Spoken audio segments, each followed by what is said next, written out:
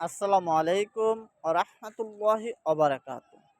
প্রিয় ভাই, হয়তো আপনারা মনে করবেন আমি প্রত্যেকটি ভিডিওর শুরুতেই সালাম দিয়ে শুরু করি, কেননা আমাদের ইসলাম শান্তিজনক। ইসলাম মানে হলো শান্তি কামনা, সবাই চা। আজকে আমি সালাম দিয়ে শুরু করতেছি। আপনি যদি আপনার প্রথমেই আপনি কমেন্ট করতে গেলে সহজ একটি প্রশ্ন চলে আসবে। আপনি সালামের উত্তরটা দিয়ে কমেন্টের উত্তরটা দিতে পারবেন।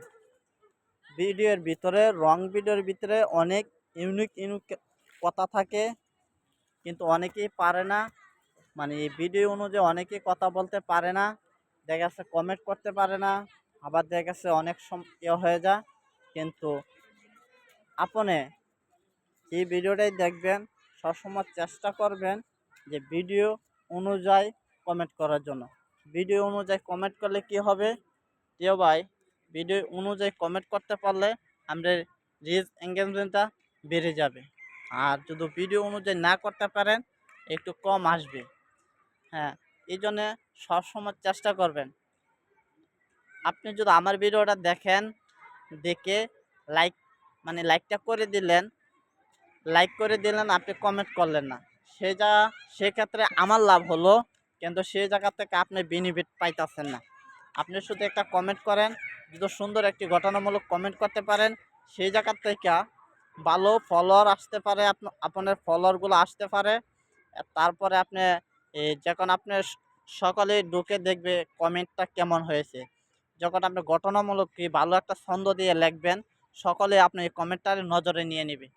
দেখবেন অনেকেই বর্তমান এই বর্তমান অনেকেই দেখবেন এই মনে করেন কমেন্টের যারা অনেকেই ভাইরাল হয়ে যায়, তার ভিডিওতে রিচ এঙ্গেজ ভিউ আসে 100-150, কিন্তু সে কমেন্ট করার সাথে সাথে 5,000, 6,000, 7,000 রিয়াক্ট করে কমেন্টের ভিতরে, কিন্তু ভিডিওতে মাত্র অনেক কম আছে।